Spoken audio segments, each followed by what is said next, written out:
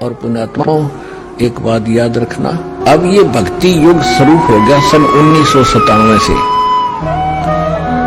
अब शुरुआत है, सूर्य उदय होता है तब इतनी रोशनी नहीं होती, जब शिखर में पहुंच जाता जब देखा प्रकाश इसका। जिस पति को अपनी पत्नी पर शंका हो जाती है तो वो उनमें फिर प्रेम नहीं रहता, और जो पतिव्रता स्त्री है उसका पति अपने सामर्थ्य के अनुसार उसकी पूरी सुरक्षा करता है, पूरी सुविधाएं देने की चेष्टा करता है। ठीक इसी प्रकार हम आत्माएं, ठीक इसी प्रकार हम सभी आत्माएं उस एक ही परमात्मा की हैं, वो हमारा पति है, सबका मालिक है। पति मीन मालिक, स्वामी, वो हमारा पति है। और हम जब तक उसमें पतिव्रता की तरह आस्था नहीं बनाएंगे तब तक वो हमारी मदद, हमारी सहायता नहीं पूरी नहीं करेगा। जब हम पतिव्रता की तरह उसके, एक पतिव्रता का अर्थ है कि जैसे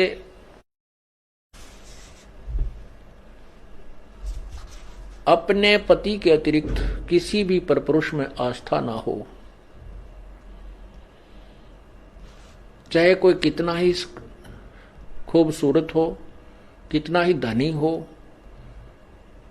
चाहे वो कितना ही चटक मटक हो, हमारे मन में दोष नहीं आना चाहिए।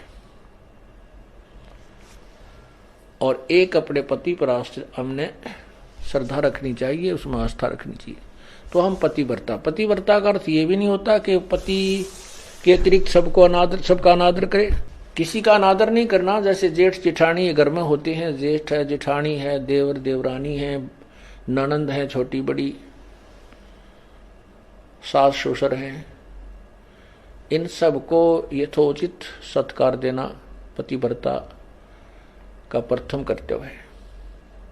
लेकिन जो समर्पण अपने पति में होता है वो किसी में नहीं हो सकता, नहीं होना चाहिए, तो हम पतिव्रता हैं। तो उस ऐसे ही जब हम कबीर परमेश्वर के चरणों में आते हैं, हमें ज्ञान होता है, तो हम अपने परमेश्वर के अतिरिक्त किसी के से अपनी मनोकामना पूर्णा की तरफ सपने में भी नहीं सोचेंगे, तो हम पतिव्रता है। ठीक है, हमारे कोई जैसे ब्रह्मा विष्णु महेश, देवता ऋषिजन संतजन कोई भी हैं, आदरणीय हैं, लेकिन पूजनीय नहीं है। जैसे पतिव्रता को अपना पति पूज्य होता है, उसी से को समर्पण करती है, तो वो समर्पण वो किसी को नहीं कर सकती, लेकिन आदर सबका करती है, वो आदरणीय है। इस भाव से जब हम प्रभु के चरणों में लगेंगे तब परमात्मा हमारी सभी मनोकामनाएं पूर्ण करेगा, अन्यथा नहीं करेगा। जैसे परमात्मा क्या बताते हैं, ज्यों पतिव्रता पति से राती, आन पुरुष नहीं भावे, बसे पीहर में सुरत प्रीतम में, ऐसे ध्यान लगावे। उसके विषय में क्या बताते हैं कि जो जैसे जब पतिव्रता जमी पर, और जो जो रख है धर है पाँव, और समर्थ झाड़ू देत है कदे ना काटा लग जावे। परमात्मा आपकी कैसे मदद करेगा कबीर भगवान? जब हम पतिव्रता हो जाएंगे इसके प्रति, किसी भी देवता से, किसी इष्ट से, किसी भी भूत प्रेत से या कोई झाड़े लानियों से हमारी कोई लिंक नहीं रहेगा, बिल्कुल सोचा नहीं सपने में। और फिर इस समर्थ के सहारे हम लगेंगे तब ये हमें कितने सुख देगा। जब जो पतिव्रता जमी पर, जो जो धर है पाँव, समर्थ झाड़ू देत है ना काटा लग जावे। जैसे पतिव्रता स्त्री कहते पानी को चलेगी, पानी भरने के लिए, अर्थात अपने जीवन रूपी सफर में वो चलती है आत्मा, जो केवल एक इष्ट पूर्ण परमात्मा कबीर जी पर आश्रित है। उसके जीवन रूपी सफर में, जीवन रूपी रास्ते, यात्रा में, यात्रा के मार्ग में वो परमात्मा समर्थ भगवान कबीर परमात्मा ऐसे झाड़ू देता है। झाड़ू मीन हमारे आने वाले जीवन में जो संकट हो, पाप कर्म रूपी कांटों को वो साफ करता रहता है कि कहीं मेरी आत्मा को पीड़ा ना लगे, कोई दुख ना हो जाए। अब आपको थोड़ा सा परमात्मा की महिमा सुनाते हैं, पतिव्रता कैसे होनी चाहिए, अर्थात हम प्रभु पर कैसे आश्रित हों। ग्रीवी सुकर्मी पतिव्रता सो आन उपावन मूल, एक पुरुष से परस है पतिव्रता समतूल। पतिव्रता का निष्कर्ष बताता हूं। आन उपावन मूल, बिल्कुल भी किसी और की पूजा नहीं करे, वो पतिव्रता आत्मा होती है। एक पुरुष, जैसे इसमें दोनों ही पहलुओं पर विवरण दिया है, जैसे स्त्री अपने ही पति एक ही पुरुष पर आश्रित रहे,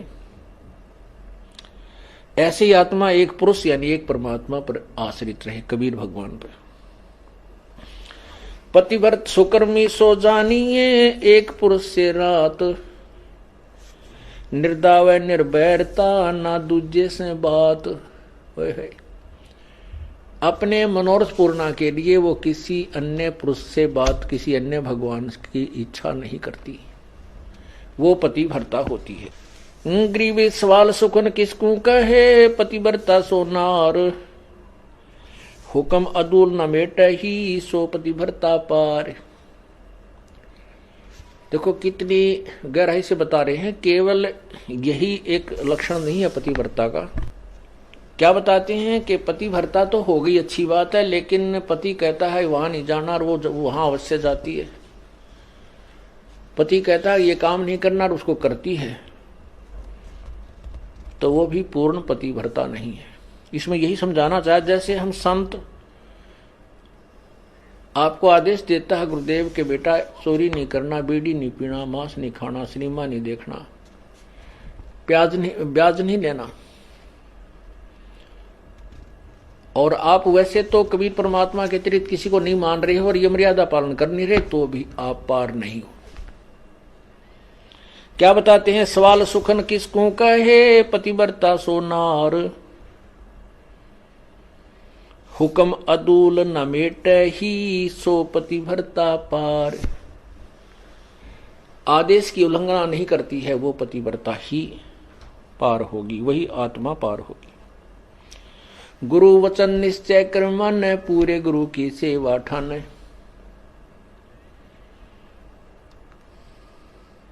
भाई जो गुरु वचन पे डट गे रकट गे फंद 84 के, कट गे फंद 84 के, कट गे फंद 84 के। भाई जो गुरु बचन पर डट गे रकट गे फंद 84 के। वस्तु मिली ठोड़ की ठोड़ मिट गी, मन पापी की दौड़। वस्तु मिली ठोर की ठोर मिट गी, मन पापी की दौड़। भरम मिटे मुथरा काशी के, भरम मिटे वो मुथरा काशी के। भाई जो गुरु बचन पर डट गे, कट गे फंद 84 के। अब जो गुरु की आज्ञा का पालन करते हैं, सत साधना करते हैं, फिर उनको वस्तु मिल जाती है जिसकी तरफ में वो घूम रहे थे। फिर वो मथुरा में भगवान रहता है, वहां परिक्रमा देने से भगवान मिलता है, वृंदावन जाने से मिलता है, काशी में भगवान है। कहते ये भ्रम हमारे फिर सब मिट गए।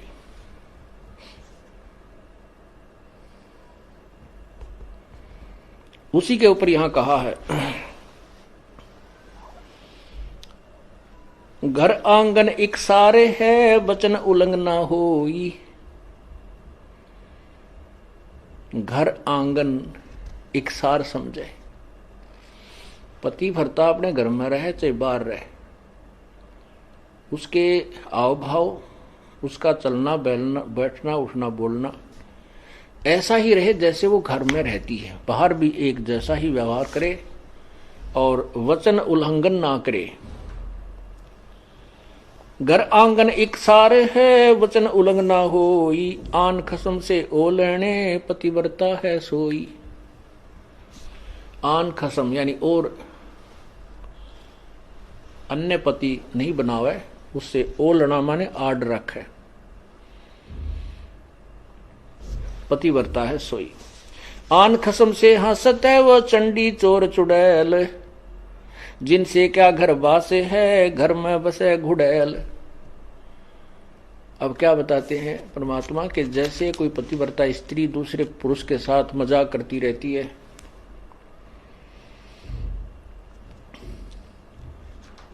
तो उससे दुर्भावना पूर्ण करती है, तो उसमें दोष है। वो कहते हैं वो तो एक भूतनी बस है घर में, और उससे क्या घर, जिनसे क्या घरवास है, घर में बसे गुड़ैल। ऐसे ही ये पतिव्रता यहां आत्मा की तरफ ज्यादा संकेत है। परमात्मा कहते हैं कि मुझे ऐसे ही अच्छे नहीं लगोगे यदि तुम ऊपर से तो कबीर साहब करते रहो, अब कबीर पंथी हैं, कबीर साहब के मानने वाले, अंदर से सारे देवताओं की पूजा करते रहते हो। आन खसम से हंसत है वो चंडी चोर चुड़ैल। परमात्मा इतने नाराज होते हैं। कहते हैं परमात्मा 100 वर्ष सतगुरु की पूजा, एक दिन आन उपासी। वो अपराधी आत्मा फिर पड़े काल की फांसी। 100 वर्ष तो ये साधना करते रहना जो हम आपको बता रहे हैं, और एक दिन अन्य पूजा कर लेना। परमात्मा कहते हैं वो अपराधी आत्मा पड़े काल की फांसी। तो ऐसी गलती क्यों करेंगे हम? तब करेंगे जब हम ज्ञान नहीं सुन पाएंगे, और ज्ञान उस दूसरे अज्ञान के लोगों से हम ज्यादा संबंध रखेंगे तो वो हमें विचलित कर डालेंगे। यहां जींद के अंदर एक रमेश जैन भक्त है, अब भी हमारा सेवक है वो। उसकी पत्नी को दौरे पड़ते थे, दमा था उसकी पत्नी को, दमा था उसकी। एक लड़की को दौरे पड़ते थे। 2 जुड़वा बच्चे थे, वो बहुत बीमार रहते थे। महीने में 2-2, 3-3 हजार रुपए का उनका डॉक्टरों का, मेडिकल का खर्चा होता था। एक भक्त ने उनको समझाया कि आप हमारे गुरुदेव से उपदेश लो, कबीर परमेश्वरी की शरण में आओ, आपके सब झंझट मिट जाएंगे। काफी कुछ कहने से उन्होंने मान लिया, और फिर वो टर्म एंड कंडीशंस भी बता दी उसको कि ये नहीं करना आपने। जब तो उन्होंने मान लिया ठीक है, हम तो बहुत दुखी हो गए हैं, इनको पूजा करते करते और साधनाओं से हमारी दुर्गति हो रही है, तो हम क्या करेंगे, हम नहीं पूजेंगे उनको। उन्होंने उपदेश ले लिया। उपदेश लेने के बाद उस बहन के 2-4 महीने तक कोई दमा नहीं, लड़की का दौरे पड़ा करते, उसका कोई दौरा नहीं, बच्चे स्वस्थ हो गए। वो तो इतनी खुशी मनाई, ओहो हे भगवान, भगवान मिल गए हमें तो। परमात्मा कहते हैं पर्वत पर्वत में फिरा, कारण अपने राम। राम जैसे संत मिले जिन सारे सब काम। अब क्या हुआ कि उसने वो 3-4-5 महीने के बाद ये गुग्गा पीर का दिन आ गया, गुग्गा नौमी आ गई। उसकी पड़ोसन आई, कहने लगी है कमलेश, और गुग्गा की पूजा नहीं करी तूने? वो बोली ना हम ना करा कर, हमने छोड़ दी, मारे तो जो ना गुरु का नाम ले लिया। वो किसी और पंथ से संबंधित थी, वो दूसरी लड़की जो बहन आई उसके पास, वह कहने लगी नाम तो हमने भी ले रखा है, पर पूजा सारी करनी चाहिए ना, तो ये नाश कर देंगे। उनका फलाना करना ना, वो अपने पंथ के उसके विषय में बताने लगी कि ऐसे उसने हमारे पंथ का है कि उन्होंने ये पूजा छोड़ दी थी, उनका एक का बेटा था वो मर गया। अब तो भाई सारी पूजा करते हैं और भी वो भी करने लग गए। तो वह डर गई कि कदे भाई सजो गुग्गा पीर दुखी कर दे। उसने वो पूजा पाजा अपनी कर दी। पूजा कर दी तो अगले दिन वो लड़की तो दौरा पड़ने लग गया। उस कमलेश ने सांस नहीं आवे, दमा हो गया न्यू का न्यू, और दोनों लड़कों की तबीयत खराब। अब उस सेठ लाला जी को पता नहीं था रमेश को क्या गड़बड़ कर रही है नालायक। वो घर पे आया और वो कहा ऐसा स्थिति फिर होगी। उसने उस भगत से संपर्क किया कि भाई मारा तो फिर होगी भाई बात, कोई फायदा नहीं हुआ। वो बोला भाई ऐसे कैसे हो सकता, तो 4-5 महीने तेरे ऊपर ऐसा मेहर बख्शी है, आज कैसे नहीं हो सकती है, कैसे मानूं मैं तेरी बात, अब देख ले चाल। वो दोनों आगे, वो दोनों आगे तो क्योंकि हमें पता है कि परमात्मा की मर्यादा भंग होने से ही काल प्रवेश कर जाता है।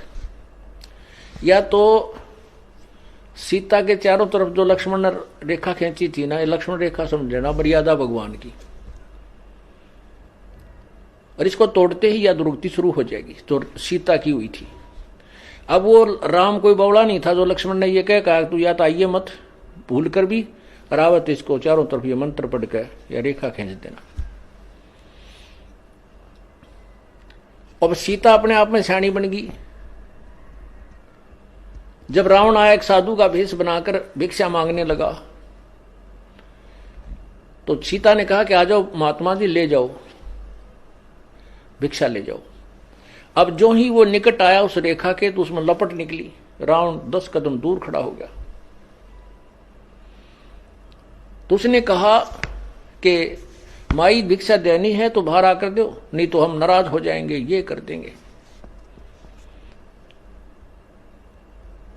इसमें तुमने पता नहीं क्या मंत्र पढ़ रखा, ये मुझे आगे नहीं आने दे रही। अब सीता जी ने सोची कि बिजली पड़े साधु तो है, 1 मिनट में देकर आटा डालकर वापस आ जाऊंगी। तो या तो उसकी नालायक सोच थी अपनी, जबकि वो महापुरुष कह के गए थे से बाहर मत निकलना, रही साधु है तो अपन आ जाएगा अंदर। यदि ये साधु है तो इस लक्ष्मण रेखा को पारे करके आ जाता, तो साधु भी कहां है वो, इस रेखा से डर गया। तो उसने ऐसा ही किया, मर्यादा भंग कर दिया, लक्ष्मण रेखा उल्लंघ गई। फिर देखो क्या दुर्गति हुई, रावण उठा ले गया। 12 वर्ष तक उस रावण के बाग में बिरान मट्टी हुई। पुण्यात्माओं, ये लक्ष्मण रेखा समझ लेना जो परमात्मा के नियम है। यदि तुमने अपनी सुरक्षा चाहिए तो लक्ष्मण रेखा से बाहर मत जाना, फिर देखना खेल मालिक का।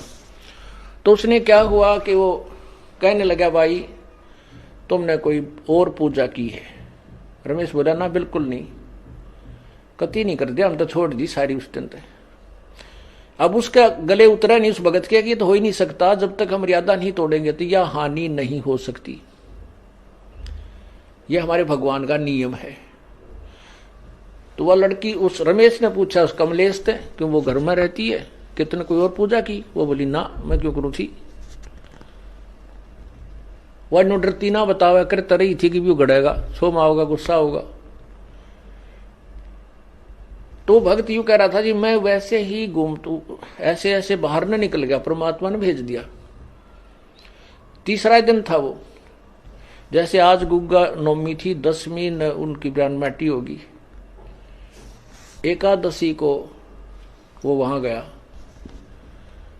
तो घूमता घूमता पीछे को चला गया, बरंडे के साइड में, एक पिछली साइड में बरंडा था, बरंडे से रसोई के पीछे, रसोई बरंडे के अंदर खुला थी, पीछे उसके खाली स्थान था वैसे नीचे कच्चा। वहां क्या देखा कि एक थाली रखी पुरानी सी, और उसमें 2-4 जोत सी लगा रखी है आटा बना के। तो उसने कहा कि आ भाई रमेश आजा दिखाऊं तेरे को, ये क्या है। कमलेश से पूछा कि वो क्या किया तने, वो क्या पूजा कर रखी है। फिर बताई उसने, आने वाली मैंने गुग्गा पीर की पूजा कर दी। वो भगत बोला वो गुग्गा फिर आ गया, थारा मुश्किल तक काटा था। यो गुग्गा फिर बुला लिया, इतने मुश्किल से निकाला था गुरुदेव ने, परमात्मा कबीर जी ने। अब चाट ले इस गुग्गा ने, पूज ले। तो वो फिर लग गया वह पैर पकड़ने, वह कहने लगी भाई मैं तो माफी मांगूंगी गुरु जी तय। तो उन्हें कहा भाई माफी मांग, परमात्मा से जाकर पूर्ण उपदेश लो, तुम तो काम कति बिगाड़ दिया। थारी सुना तो सुना, ना भी सुना। तो रमेश ने भी बहुत धमकाई हुआ बेबे, उसने सारी बताई जी मैं डरागनी थी, और कोई आसपास यहाँ मेरे दूसरा सहयोग था नहीं जिसे मैं पूछूं अपने भगत था, वहां कोई भगत नहीं था। और मैंने सोची कि बिजली पड़ा है, एक दो बत्ती ला दूंगी, गुग्गा भी राजी हो जाएगा। इन गुग्गा राजी कर तांबरान माटी करवा रहे हैं। हमने एक ही प्रभु को प्रसन्न करना है। एक कैसा दे सब सदे, सब साधे सब जावे, माली सींचे मूल को वो फले फूले अगावे। एक ही साधने से, एक ही पूजा करने से जड़ की तो पौधा परिपक्व बड़ा हो जाता है, वृक्ष बन जाता है, फिर आम के फल लगते हैं। यदि हम टहनियों की तरफ से उसको गाड़ कर जमीन में लाकर बैठ जाएं, उगाकर, तो सभी पौधा ही नष्ट हो जाएगा। अर्थात शास्त्र विरुद्ध साधना करने से हमारा भक्ति रूपी पौधा बर्बाद हो जाएगा। तो क्या बताते हैं, 100 वर्ष सतगुरु की पूजा, एक दिन आन उपासी, वो अपराधी आत्मा फिर पड़े काल की फांसी। तो पुण्यात्मा फिर आए मेरे पास। जब हम छुड़ानी से जाते रहते थे, हमारे गुरुदेव भी छुड़ानी जाते थे। वो केवल इसलिए जाते थे कि वहां भक्त आते हैं, उन भक्तों को समझाया जा सकता, वो भ्रमित हैं सभी, वो यथार्थ ज्ञान से परिचित नहीं है। फिर उसके बाद हमारा उनसे मन मुटाव बन गया, क्योंकि गुरुजी शरीर त्याग कर चले गए थे सतलोक, और छुड़ाने वाले की जो क्रियाएं थी वो शास्त्र विरुद्ध थी, सदग्रंथ के विरुद्ध करते थे। हम जनता को सच्चाई बताते थे तो उनकी दुकान बंद होने के कागार पर आ गई। इसलिए उन्होंने हम नहीं सुहाए, तो हमने अपना अलग से करौथा में आश्रम बना लिया। तो उस समय जब वो हम वहीं जाते थे तो थोड़ी ही संख्या में भक्त होते थे। 1995 की बात है ये। उसने फिर पुनर्उपदेश लिया, माफी मांगी कि जिंदगी में नहीं करूंगी। उसके बाद वो नाम दोबारा लिया, उसके बाद आज तक वो सभी सोचते हैं। बोलो सतगुरुदेव की।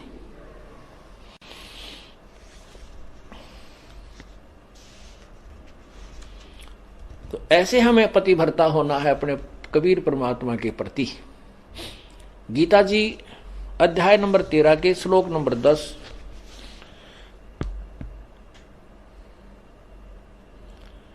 में भी यही प्रमाण है।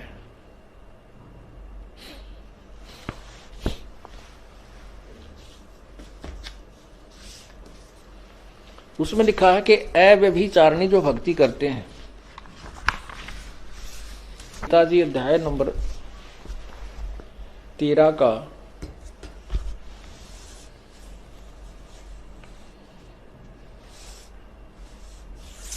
अध्याय नंबर 13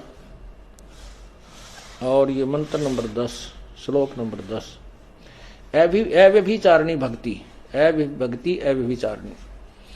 मुझको मई माने मेरी होती है। मुझ, ये ब्रह्म कह रहा है कि मुझको अनन्य योग द्वारा अव्यभिचारिणी भक्ति तथा एकांत और शुद्ध देश में रहने का स्वभाव विषाक्त मनुष्यों के विषाक्त समुदाय में प्रेम न होना, ऐसे 13 में लिखा, 11 में है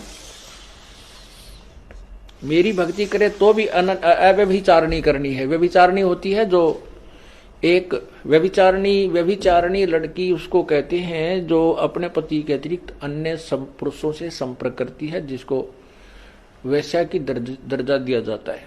तो यहाँ कहते हैं अव्यभिचारिणी भक्ति द्वारा मेरी भक्ति करे, और फिर तत्व ज्ञान के द्वारा क्योंकि जब हम ब्रह्म की साधना किया करते हैं तो भी हमने उस पर आश्रित रहना पड़ता है। और फिर ऐसे ही सिमिलरली हम पूर्ण परमात्मा की जिस भी इष्ट की हम साधना करते हैं उसके प्रति हमें ऐसी श्रद्धा रखेंगे तो ही वो हमें लाभ देता है, कोई भी हुआ चाहे। तो यहां क्या बता रहा है कि आगे देखो 11वें में कहा कि अध्यात्म ज्ञान में नित्य सतित तत्व ज्ञानार्थ, तत्व ज्ञान के अर्थ रूप परमात्मा को ही देखना, यह सब ज्ञान है, और जो इससे विपरीत है वह अज्ञान है, ऐसा कहा है।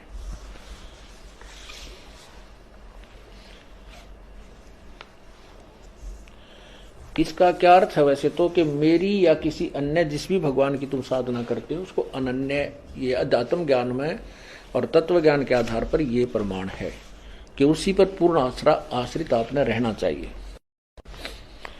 अव्यभिचारिणी भक्ति से ही परमात्मा प्राप्ति होती है, इसका ये अर्थ है। तो क्या कहते हैं, आन खसम से हंसत है वो चंडी चोर चुड़ैल, जिनसे क्या घर बास है वो घर में बसे घुड़ैल। एक पुरुष अपना सही दूजा आन अनीत, अपने पति से राती ये और शिला सब भीत। सुकर्मी घर में रहे पतिव्रता सोनार, आन पुरुष से प्रीतड़ी ना रखिए घर बार। अब आपको भी संदेश दे रहे हैं परमात्मा कि जो स्त्री आपके अतिरिक्त किसी अन्य में आस्था रखती है तो वो घर में रखने योग्य नहीं है। और यहाँ इसी प्रकार परमात्मा कहते हैं जो मेरे अतिरिक्त किसी अन्य देवता को पूजेगा तो मैं भी उसको अपने घर में अपनी शरण में नहीं रखूंगा। ये आपको दोनों तरीके बता रहे हैं। अब क्या बताते हैं, जो पतिव्रता हो जाती है, सत्साधना करते हैं, पतिव्रता सुनी नहीं, कहते हैं फिर वो सुनी नहीं है, उसका रखवाला परमात्मा भगवान है। पतिव्रता सुनी नहीं रखवाले हैं राम, कल्प वृक्ष करुणामयी वो चौकी आठों याम। पतिव्रता यानी सत एक भगवान के ऊपर आश्रित जो पुण्यात्मा है वो पतिव्रता की तरह लगी हुई है। कहते हैं फिर वह सुनी नहीं है, उसके रखवाले हैं राम, पल पल पर मदद करेंगे। आप देखते हैं एक्सीडेंट के अंदर कहते हैं जी कति और एक ही जीप के अंदर 4 भक्त बैठे थे, एक बच गया, 3 मर गए। भक्त नहीं थे वो अन्य, केवल एक ही भक्त था। एक जीप में एक हमारा भक्त था, 3 और थे, 3 मर गए, ड्राइवर मर गया, ड्राइवर समेत, और वो बच गया, 1-2 को और चोट आ गई। और जहां वो मरे उसी सीट पर वो था। तो यहां कहते हैं पतिव्रता सुनी नहीं रखवाले हैं राम, कबीर परमात्मा, हमारा राम कबीर है। कल्प वृक्ष करुणामयी ही चौकी आठों जाम। कल्प वृक्ष एक ऐसा पेड़ बताया स्वर्ग में, कहते हैं कि वो सर्व मनोकामना पूर्ण करता है। तो परमात्मा कबीर जी कहते हैं आपके साथ इस कल्प वृक्ष का भी काम करते हैं। अब वो कल्प वृक्ष किसकी मनोकामना पूरी करता है? वो तो स्वर्ग एक होटल है, और वो एक कल्प वृक्ष एक बैल है, घंटी है। अब जो उस कल्प वृक्ष के पास जाकर जो मांगता है उसी समय उसके सामने वही आहार आ जाता है। तो उसकी कमाई से ही जाता है, और यहां आपको परमात्मा अपने कोटे से भी देगा। कबीर परमात्मा पतिव्रता सुनी नहीं रखवाले हैं राम, कल्प वृक्ष करुणामयी चौकी आठों जाम। पतिव्रता पानी चली, पतिव्रता पानी चली पन ही नहीं पाए। वस्त्र अंग विनंग है वो आप देत उड़ाए। पतिव्रता पानी चली यानी सत्ता, जो पतिव्रता यानी सत्य परमात्मा की जो वो प्यारी आत्मा अनन्य मन से भक्ति कर रही है अपने एक इष्ट की, वो अपने जीवन किसी भी कार्यवश जाती है और उसके पास कोई असुविधा है तो तुरंत पूरी कर देता है।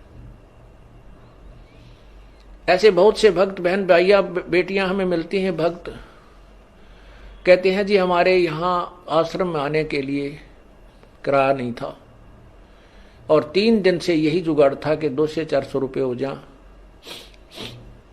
मिल जाए तो हम आश्रम में जाएं, कहीं से भी, क्योंकि गरीब आदमी के साथ और ज़्यादा दिक्कत आ जाती है।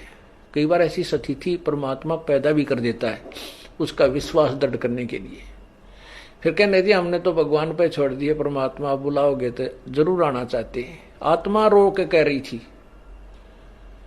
कहने लगी अगले दिन चलना था, उसी दिन सुबह चलने की तो कोई बात रही है कोई ना, किराए की व्यवस्था नहीं हुई। तो ऐसे में स्लैब, वो जो पेंडी सी थी होती है, स्लैब होती है घर में अलमारी की ताक से, उसमें कागज बिछा रखे थे पेपर अखबार के, वैसे उठाई नो, और उसको तकरीबन दूसरे तीसरे दिन में रोज साफ करा करती। जिस दिन से यातना शुरू हुई उस दिन भी साफ करे थे वैसे स्वाभाविक वो उठाकर मैं पोचा खाते नु मारन लगी तो 500 रुपये 100 के 5 नो मुड़े हुए ऐसे तय किए हुए, एक बार मुड़े हुए अन्नो रखे। मत गदगद होगी। बच्चों को लिया, सास डब्बा चल पड़ी। आश्रम में 3 दिन के बाद गई, जो मैंने अपने पति से पूछा कि आप फोन पे, वो मिलिट्री में सर्विस करते, कि क्या आप ये, मतलब उससे फिर मैंने पूछा कि ऐसे ऐसे बात से स्थिति हुई हमारे पास, या यू मन जो है विचलित करने की चेष्टा करता है, मन में न्यू आवा कदे वो डर गया हो, मेरा ध्यान ना रहा हो, कदे कागजा में उलझ रहे हो, मैं रोज साफ कर देती थी, इन अखबारों में उलझ पुलझ हो रही हो। उससे पूछा कि ऐसे ऐसे बड़ी मारी गेला, आपके याद हो आपने कुछ पैसे रखे थे? ने बोला मैं चोरनी को भी रखता है नहीं, सारी आपको देता हूं। शराब में पीता ना, बीड़ी में पीता ना, घर का सामान में लाता ना। 5-10 दिन की छुट्टी गया था मैं तो रिश्तेदारियों में, या फिर वो नाम नहीं ले रखा था उसने, बाकी उस पुण्यात्मा को मना नहीं करता था। वो कहने लगा सचमुच 500 का नोट, 500 रुपये पाए 100 के। सब जगह मैंने अपनी सारी दृष्टि दौड़ा दी, कोई पैसा मेरे पास नहीं था। तो पुण्यात्माओं ये क्या कहना चाहते हैं? पतिव्रता पानी चले पन ही नहीं पाए। पतिव्रता जो पानी न चाली, गरीब, तो उसके पैरों में जूती भी नहीं है और वस्त्र भी अच्छे नहीं हैं। कहते हैं परमात्मा, कहने का भाव ये है कि अपने जीवन रूपी सफर में आप चल रहे हो, मालिक की शरण माने के बाद, और आपके साथ कोई व्यवस्था है तो वो आप पूरी कर दिया। पल में दे, कहते वस्त्र अंग विनंग है, वो आप देत उढ़ाई, आप देत उढ़ाई। कैसे कोई आपको अव्यवस्था है, किसी चीज का अभाव है, तो वो परमात्मा आपकी तुरंत पूर्ण कर देगा। ऐसे और भी बहुत से भक्त बताते हैं, ऐसे ऐसे आदि चलन लग गया तो 100 का नोट पाया। एक माई कह रही थी जी, मैं पति तो नाम नहीं ले रहा, बाधा भी करता था। समागम आ गया, करौथे आश्रम में जब हम सत्संग करते थे, तो मैंने अपने पति से कहा कि मैं सत्संग में जाऊंगी, मैंने 100 रुपये दे दे। ये 10 वर्ष पहले, 8-9 वर्ष पहले की बात है। वो कहने लगा मैं तेरे को चवन्नी नहीं दूं, और तू तीसरे दिन झोला ठावे और वहां चली जाती है। वो कहने लगी मैं कोई गलत जगह जाती हूँ, 60-65 साल की उम्र की बुढ़िया थी, और तेरे बेटे जाने लग रहे वहां पर। बेटे तो अपनी कमाई करे, वो ले जाते हैं किराया, मैं किराया मान ले उनसे मांग भी लूं तो तुम नखरे करता है, क्योंकि बेटे अलग हो रहे हैं, उनसे थोड़ा द्वेष रखता है, उनसे कैसे ले लेगी, वहां जाओ भी नहीं। तो उसने कहा कि मुझे 100 रुपये दे दे। ने बोला कति नहीं जान दूं, और जाके दिखाई आज तू, तो नहीं मैं पैसा किराया दूं नहीं, तू जागी कैसे? तो वो कहने लगा मेरे द्वारा पैसा को ना। फिर आखिर में ये बहाना मिला उसने कि मेरे द्वारा 100 रुपये को नहीं। वो क्या कहती है उसकी पत्नी कि मैं तो बैठकर रोने लगी, जहां पूजा स्थल है रोने लगी है, भगवान देख कौन बनी। हम एक दूसरे के ऐसे बांध रखे हैं कि हम इनसे अब अपने भगवान के दरबार में भी नहीं जा सकते। आखिर में कहने की मैंने ये सोच लिया कि मैं अभी चाहती हूं किसी पड़ोसन पर मांग मूंग कर मैं जाऊंगी। इतना दृढ़ निश्चय मैंने कर ही लिया था, लड़ाई होगी बोलेगी, मार पीट लेगा और 2 मुक्के खा लेगी भगवान के नाम पे। ध्रुव पिटा, प्रहलाद पिटे, मीराबाई पिटी। ऐसे ही निर्णय होता है, ऐसे ही परमात्मा निकटाता है। इतने में बूढ़ा साइकिल लेकर जा था,